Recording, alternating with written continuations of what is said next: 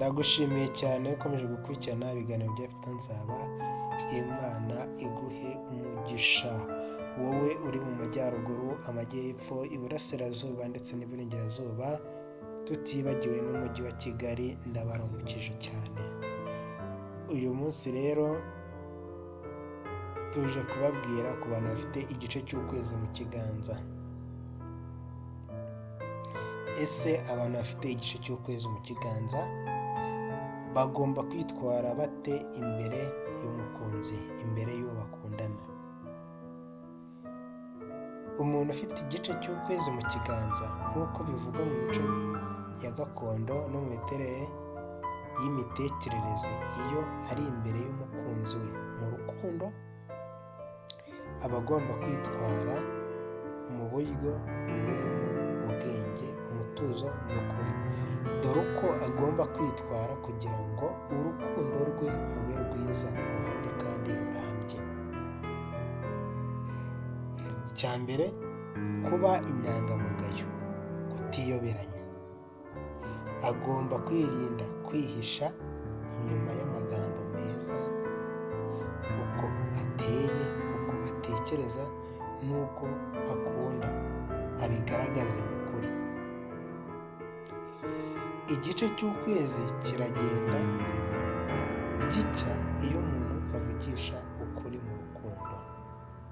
Icya kabiri, kuba umutuzo mu nguzi. Kuba umutuzo mu nguzi, ibyo bita calm but present. Ntakwiye kuba umuntu wirirwa acecetse gusa, ahubwo akwiye kuba utuje ariko ugaragaza ko witaye kuwo ukunda. Yagombye kumva no gushyira umutima ku byo umukunzi we avuga n'ibyo akeneye.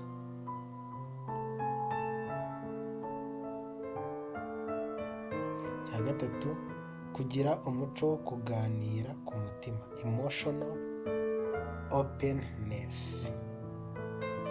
Nubwo akunze guceceka, agomba kwiga kuvuga ibyiyumvo bye ku gihe.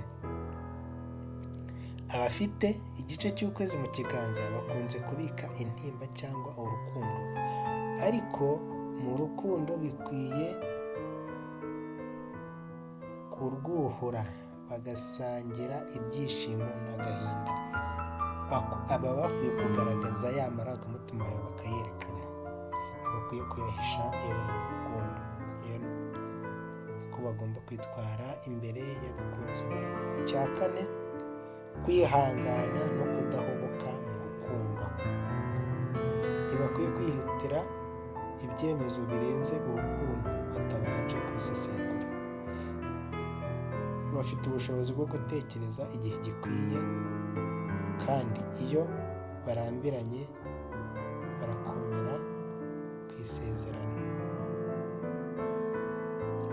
Abantu niba hari ibyemezo bagiye gufata mu rukundo, be kwihuta bafata ibyemezo, babanza basesengura barebe icyemezo bagiye gufata,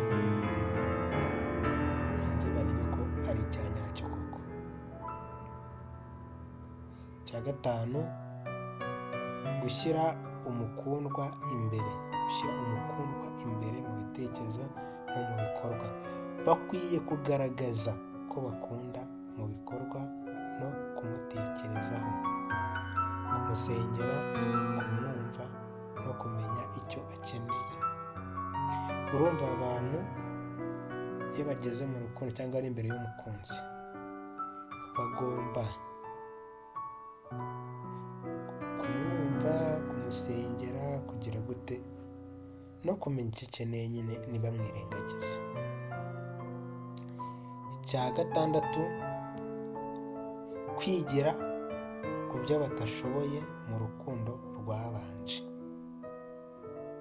Bafite imbaraga zo gusesengura ibitaragenze neza, bagakosora batavuga menshi, ahubwo bagakora byinshi.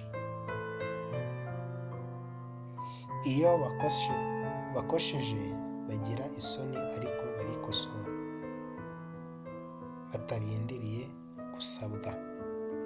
Uyu muntu yakose mu rukundo arikosora agira isoni, nubona yagize ahantu uzamumenyera iyo akosheje, iyo uri kumubwira amakosa ye nta kintu agusubiza kuko aba yagize isoni, aba yazi n'ibyo avuga, ariko ni umuntu wikosora utabimusabye.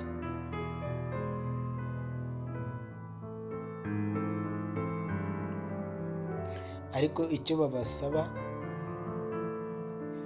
ni ukwigira ku byo batabashije ku rukundo rwabanjije, babyigireho bamenye ibyo batari bashoboye, babikosore uwo bagiye gukundana cyangwa bari gukundana ako kanya, babibarinde kuba